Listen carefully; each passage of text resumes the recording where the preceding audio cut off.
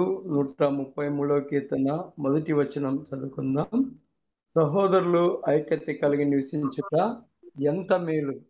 అవును, ఈ ఉదయకాల సమయంలో మరి ఐక్యత, ఏకభావము, ఏక మనస్సు అనేది చాలా అవసరం. కాబట్టి నేటి దినాలలో మరి ఎక్కడికి వెళ్ళినా, మరి ఒక కుటుంబంలో కానీ, ఒక సంఘంలో కానీ, ఒక సమాజంలో కానీ, మరి ఏ ప్రాంతంలో వెళ్ళినా ఐక్యత అనేది చాలా కరువైపోయినది. కాబట్టి దేవుని వాక్యం అంటుంది, ఐక్యత కలిగి నివసించుట ఎంత మేలు. ఐకమత్యంతో ఉంటే అది ఎంతో మేలు. మన చేతిలో మన చెయ్యికి అరిచెయ్యి ఉంటుంది. అరిచెయ్యిలో 5 వేళ్ళు ఉంటాయి. 5 వేళ్ళు రకరకాలుగా ఉన్నా మరి భోజనం చేసేటప్పుడు అవన్నీ కలిసి ఈ శరీరాన్ని బలపరుస్తాయి. కారణం ఏంటంటే ఆ 5 వేళ్ళు ఐక్యతతో సమానముగా వచ్చి మన శరీరాన్ని మనకు ఆహారాన్ని పెట్టి బలపరుస్తాయి. అలాగే మరి మనం ఐక్యతగా కలిగి ఉంటే దేన్నైనా చేయగలం. ఐక్యత కలిగి ఉంటే దేన్నైనా సాధించగలం. మరి ఐక్యత ఒకే మనసు కలిగి ఉంటే ఏకభావము సంఘంలో ఉండాలా, ఏకభావము సహోదరులకు ఉండాలా, ఏకముగా ఉండాలా, ఏకముగా తండ్రికి కుమారునికి కూడా ఉండాలి. మొట్టమొదటిది ఏకభావము సంఘముతో ఉండుట.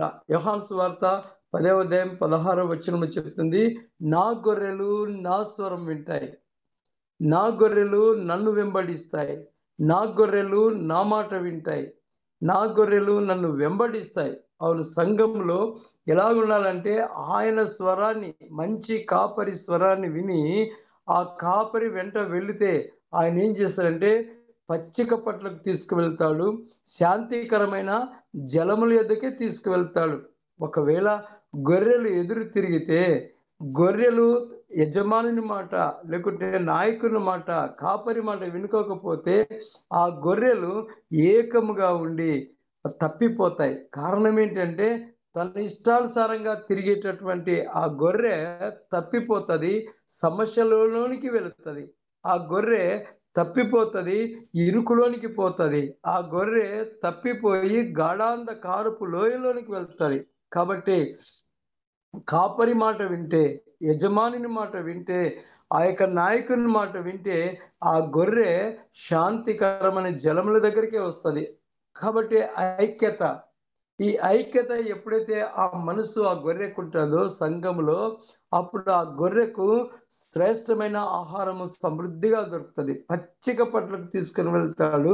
అంతేకాదు కానీ శత్రువులు ఎదుటే దానికి ఆహారము సమృద్ధిగా ఉంటుంది. కాబట్టి ఈ ప్రాతకాల సమయంలో నా గొర్రెలు నా స్వరము వింటాయి. ఏకత్వము, ఏకభావము ఉన్నప్పుడు సంఘములో ఒక స్వరము విని ఆ స్వరాన్ని వెంబడిస్తాయి. ఆ స్వరము విని వెంబడిస్తూ ఉంటే ఆశీర్వాదకరంగా శాశ్వత జీవాన్ని పొందుకుంటాయి. అలాగే మన శరీరంలో రోమీయులకు రాసిన పత్రిక 12వ అధ్యాయం 5వ వచనం చెప్పినట్లు శరీరంలోని అవయవాలు కూడా ఐక్యతతో ఉన్నప్పుడే ఈ శరీరము ఆశీర్వాదకరంగా, ఆరోగ్యకరంగా సాగిపోతుంది. శరీరంలోని అవయవాలు మరి బాధపడుతూ ఉంటే, ఒక కంటికి దెబ్బ తగిలితే శరీరం అంతా కూడా బాధపడుతుంది. ఒక చేతికి దెబ్బ తగిలితే శరీరం అంతా బాధపడుతుంది. శరీరానికి షుగర్ వచ్చిందంటే శరీరం సహకరించటం లేదు. ఎందుకనంటే బాధ, ఐక్యమత్యం లేనప్పుడు రోగాలు వస్తాయి, కష్టాలు వస్తాయి, బాధలు వస్తాయి, అవమానాలు కూడా వస్తాయి. కాబట్టి ఈ శరీరంలోని అవయవాల వలె మనము ఎప్పుడైతే ఐక్యమత్యంతో ఉంటామో సంఘంలో, అప్పుడు ఆ సంఘము అంచెలంచెలుగా ఆశీర్వదించబడుతుంది. కాబట్టి ఐక్యత కలిగి మనం జీవించినప్పుడు ఎంతో ఆశీర్వాదకరం. అందుకే అదే కీర్తనకారుడు అంటాడు కదా, ఐక్యత కలిగి నివసిస్తూ ఉంటే అహరోను గడ్డ మీదుగా కారిన ఆ పరిమళ తైలం వలె ఆ అంగీల అంచుల వరకు దిగజారిన పరిమళ తైలము వలె ఉంటుంది. కాబట్టి పరిమళ తైలంగా సువాసనగా ఉండాలి అంటే సంఘములో ఐక్యత, సంఘములో ఏకభావం, సంఘములో ఏక మనస్సు, సంఘములో మరి నమ్మకత్వం ఉంటుంది. కాబట్టి ఈ విధంగా ఐక్యత కలిగి ఉంటే దేన్నైనా మనం సాధించగలం. మరి చీమలు చూడండి గుంపులు గుంపులుగా వస్తున్నప్పుడు వాటి మీదకి నీళ్లు పోయండి. నీళ్లు పోస్తే ఆ చీమలు భయపడవు. చిన్నవి అయినా ఆ చిన్న ఆలోచన కలిగిన ఆ చీమలన్నీ కూడా అలాగూ కలుసుకొని ఒకటికొకటి కలుసుకొని ఆ నీళ్ళను జయించుకుంటూ ఒడ్డుకు చేరుకుంటాయి. కారణం ఏంటంటే ఐక్యత. మరణము వచ్చిన ఆ చీమలు భయపడుకోకుండా ఒకదానికొకటి కలుసుకొని ఒడ్డుకు చేరుకుంటాయి. సంఘంలో కూడా అలాంటి ఐక్యత ఉంటే నేటి దినాల్లో వస్తున్న శ్రమలను కానీ, నేటి దినాల్లో వస్తున్న సమస్యలను కానీ ఎదుర్కోవచ్చు. ఐక్యత లేకపోతే దేనిని కూడా జయించలేం. నేటి దినాల్లో చూస్తా ఉన్నాం. ఎక్కడ చూసినా క్రైస్తవ సంఘాల మీద, సేవకుల మీద, సువార్థికుల మీద, సువార్త గుంపుల మీద దాడులు జరుగుతున్నా క్రైస్తవులు ఐక్యమత్యంతో లేకపోతే ఒక్కొక్కరిని మరి గర్వాపసి అంటారు. అయితే దేవుని వాక్యం సెలవిస్తున్నది, సంఘములో శరీరంలోని అవయవాల వలె మనం ఏక శరీరమై ఉండవలసిన వారమై ఉన్నాం. అపోస్తలుడైన పౌలు చెప్తున్న ఈ మాట మనకెంతో అవసరమైనది. అంతేకాదు మొదటి కొరింథీ 10:17 చెప్తున్నట్లు మనము ఒక్క శరీరమై ఉన్నాం. మనమందరం కూడా భూమి మీద ఉన్న అనేక దేశాలు రాష్ట్రాల్లో ఉన్న క్రైస్తవులందరూ కూడా దేవుని శరీరమై ఉన్నాం. అందుకే నెల మొదటి ఆదివారంలో మన సంఘాల్లో జరుగుతున్నది ప్రభురాత్రి భోజన సంస్కారం అని. ఆయన శరీరములో, ఆయన రక్తములో అందరూ పాల్గొంటారు. అది ఐక్యత. అది దేవుని యొక్క శరీరంలో, రక్తంలో పాలు పంపులు పొందే వారు ఒక్క శరీరమై ఉంటాం. ఒకే మనసు కలిగి ఉంటాం. ఒకే ఆత్మను కలిగి ఉంటున్నాం. కనుక వాక్యం చెప్తుంది, దేవుడు ఒక్కడే, ప్రభు ఒక్కడే, ఆత్మ కూడా ఒక్కటే. కాబట్టి ఆ ఒక్కటై ఉన్న దానిని మనం పొందుకొని విశ్వాసాన్ని కొనసాగిస్తూ ముందుకు సాగిపోవలసిన వారమై ఉన్నాం. కాబట్టి ఏకభావం కలిగిన సహోదరులు, ఒకే మనసు. ఒక ఇంట్లో నలుగురు సహోదరులు ఉన్నారంటే ఆ నలుగురు ఒకే మాటతో, ఎవరో ఒకరు జ్ఞానవంతుడు ఇల్లు నడుపుతున్నాడంటే ఆ ఇంట్లో ఆశీర్వాదం ఉంటుంది, ఆ ఇంట్లో సమాధానం ఉంటుంది, ఆ ఇంట్లో కొరత అనేది ఉండదు. నలుగురు 4 రకాలుగా చేసుకుంటూ పోయినారంటే ఆ ఇల్లు గుల్లని.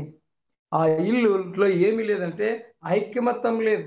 ఆ ఇంట్లో ఏమి లేదంటే ఒకరినొకరిని ప్రేమించుకునే గుణము లేదు. అందుకే యోహాను సువార్త 17:21 చెప్తాడు, నా యందు విశ్వాసముంచు వారందరూ ఏకమై ఉండవలనని ప్రార్థించుచున్నాను. నా యందు విశ్వాసముంచిన వారు, మనం అందరం కూడా విశ్వాసులమని పేర్లు పెట్టుకున్నాం, కానీ మనలో ఏమీ లేదంటే మొట్టమొదటిగా విశ్వాసం లేదు, నమ్మకం లేదు. ఎందుకు అనంటే మనం కొంచెం ఇచ్చట, కొంచెం అచ్చట, కొంచెం ఒకరి ఆలోచనతో ఒకరు మనము కలిసిపోవటం లేదు. కాబట్టి విశ్వాసం లేదు. ఒకసారంట విశ్వాసమునకు ఒక ఉదాహరణ ఏంటంటే, ఒక తల్లి, ఆ తల్లికి జ్వరం వచ్చేసింది. టెంకాయ పాలు తాగాలని, టెంకాయ పాలు కావాలని ఆ టెంకాయ చెట్టు దగ్గరికి కుమారుడు వెళ్ళి అక్కడ చెట్టు కింద కూర్చొని ప్రార్థన చేస్తున్నాడంట. ప్రభువా టెంకాయ పడాలా, టెంకాయ పడాలా, టెంకాయ పడాలా అంటున్నాడంట. టెంకాయ ఊరుకునే పడుతుందా అంటే టెంకాయ ఊరుకునే పడదు పైనుంచి. కానీ ఆ పిల్లవాడు ప్రార్థన చేస్తూ ఇంకా పడలేదు, ఇంకా పడలేదు అనుకుంటున్నాడంట. ఏమి లేదు ఆ పిల్లోనికి అంటే విశ్వాసము లేదు. అదే నిమిషంలో ఆ దారిన పోతున్న ఒక వ్యక్తి ఆ మార్గంలోనికి వచ్చి, ఏం నాయనా మీ నాయన లేడా, ఎక్కడికి వెళ్ళాడు, మీ నాయనతో మాట్లాడాలని వచ్చినానంటే మా నాయన బయటికి వెళ్ళాడు, మా అమ్మకు జ్వరం వచ్చింది, నాకు టెంకాయ కావాలని ప్రార్థిస్తున్నాను, పైనుంచి కిందికి పడటం లేదు అని ఆయనకి చెప్పాడంట.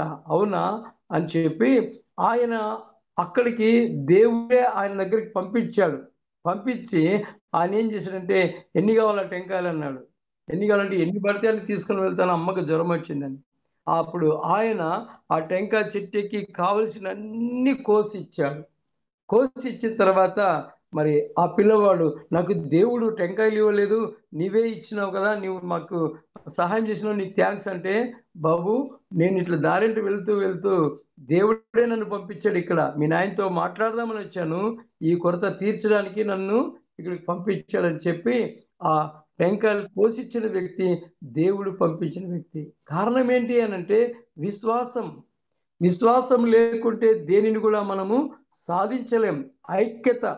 కాబట్టి కుటుంబంలో ఐక్యత ఉన్నప్పుడు దేన్నైనా సాధించగలము.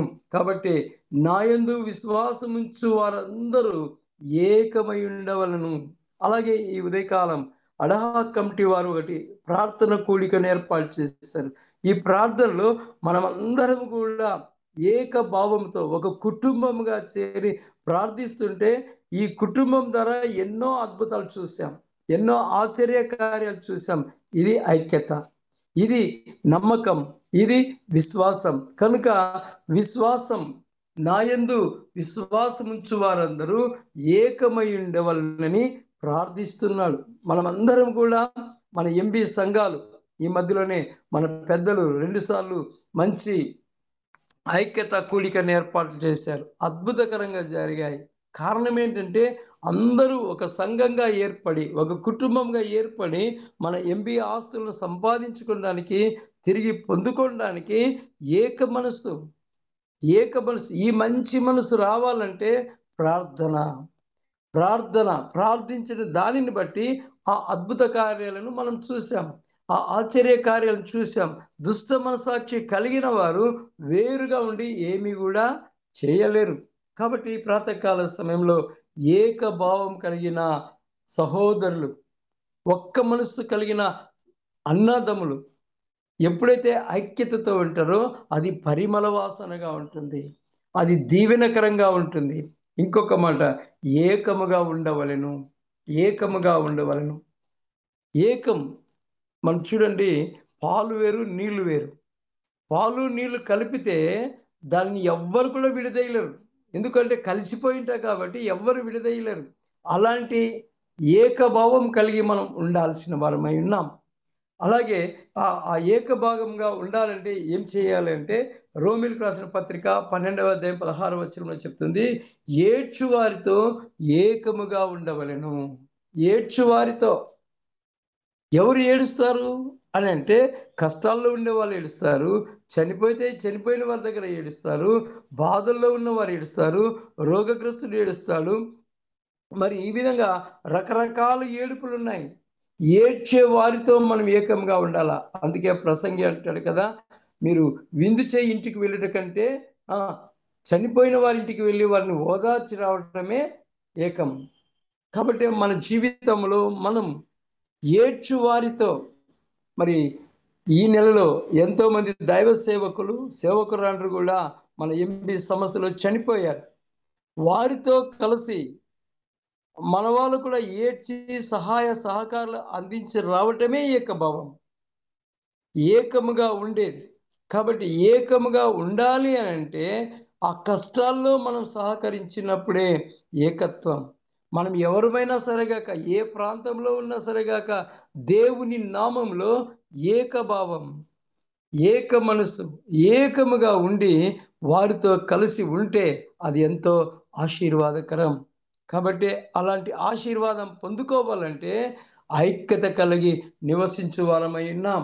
కాబట్టి ఇంకొక మాట, ఏదైనా పని చేయాలన్నా, ఏదైనా భోంచేయాలన్నా, ఏదైనా ఎక్కడికైనా వెళ్ళాలంటే ఏకభావం కలిగి ఉండాల. అదే పౌలు రాస్తున్నాడు రోమిలకు రాసిన పత్రిక 15వ అధ్యాయం 5వ వచనంలో, మీరు ఏకభావము కలవారై ఉండవలెను. ఒకే మనసు కలిగిన వారమై ఉండాలి. ఇప్పుడు ఈ కార్యక్రమాన్ని నడిపిస్తుంటున్నాం జూమ్లో. మరి నడిపిస్తున్న వారు ఏదైతే చెప్తారో దాని ప్రకారం నడుచుకుంటూ వెళ్తుంటున్నాం కాబట్టి ఈ కార్యక్రమం 1 గంట లోపల ఆశీర్వాదకరంగా జరుగుతుంది. ఆ ఆశీర్వాదాన్ని మనం పొందుకొని దిన సహాయం కూడా మనం పొందుకుంటున్నాం. కాబట్టి ఏకముగా ఉండవలెను. ఏకం, ఒకే మాట. పెద్దవాళ్ళు ఏమైనా చెప్పినారంటే దానికి లోబడి జీవించాలి. ఒక సింహం ఉంటుంది, ఆ సింహము ఆ దానికి మేత వేస్తున్న అతని మాట, లేకుంటే దాన్ని చూసుకుంటున్న వ్యక్తి మాట ఖచ్చితంగా వింటది. సింహమే అంటే ఆగిపోతుంది. కాబట్టి మన జీవితంలో దేవుని మాటకు లోబడవలసిన వారమై ఉన్నాం. దేవునితో మనం ఏకత్వం కలిగి ఉండాల. కష్టాలొస్తాయి, బాధలొస్తాయి, నిందలొస్తాయి, అవమానాలొస్తాయి, సమస్యలొస్తాయి, ఆర్థిక సమస్యలొస్తాయి.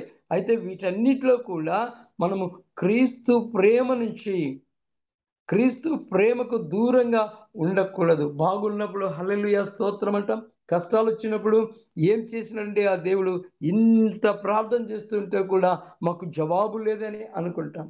అయితే ప్రార్థనకు జవాబు వచ్చినా, రాకపోయినా దేవునితో మనము ఏకముగా ఉంటే ఈ లోకంలో అయ్యగారు ఇంతవరకు పాట పాడారు. ఈ మట్టిలో చేరేంత వరకు దేవునితో కలిసి ఉంటే ఈ శరీరం మట్టిలోకి వెళ్తుంది. ఈ ఆత్మ దేవుని దగ్గరికి వెళ్తుంది. కాబట్టి ఈ ప్రాతకాలం ఏకభావం, ఏకముగా ఉండి దేవుని రాజ్యాన్ని సంపాదించుకోవడానికి ఈ భూమి మీద ఉన్నన్నాళ్ళు మనము ఏకభావము కలిగిన వారమై ఉండవలసిన వారమై ఉన్నాం. అంతేకాదు చివరిగా ఏక మనస్కులై సుఖ దుఃఖముల యందు పాలు పొందండి. ఏక మనస్సు, ఐక్యత కలిగిన మనస్సు, నమ్మకము కలిగిన మనస్సు. అందుకే ప్రభు అంటాడు, నమ్మితే నీవు దేవుని మహిమను చూస్తావు. నమ్ముట నీ వలనైతే నమ్మువానికి సమస్తమును సాధ్యమే. కనుక ఈ ప్రాతకాలం ప్రభువుతో మనం ఏకముగా ఉన్నప్పుడు, మరి ప్రభువులో మనము సాగిపోతున్నప్పుడు సుఖాలు దుఃఖాలే ఉండేది ఫస్ట్. క్రైస్తవులు అంటే శ్రమలే ఫస్ట్. సుఖాలు దుఃఖాలు ఉంటాయి. ఈ సుఖ దుఃఖాలలో మనం ప్రభువుతో కలిసిపోతూ ఉంటే, ప్రభువుతో సాగిపోతూ ఉంటే మరి అది ఎంత ఆశీర్వాదము.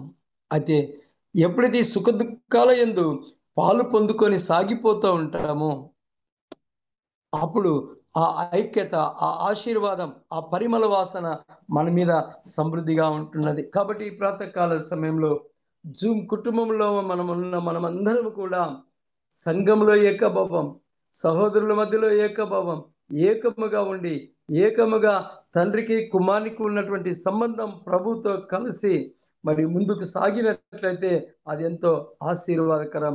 ఏకముగా ఉండి ప్రతి కార్యాన్ని, మరి ప్రతి పనిని ప్రభు వలన విజయాన్ని పొందుకొని ముందుకు సాగిపోవడానికి పరిశుద్ధాత్మ దేవుడు మనందరికీ దయచేయునుగాక. థ్యాంక్ యూ మా.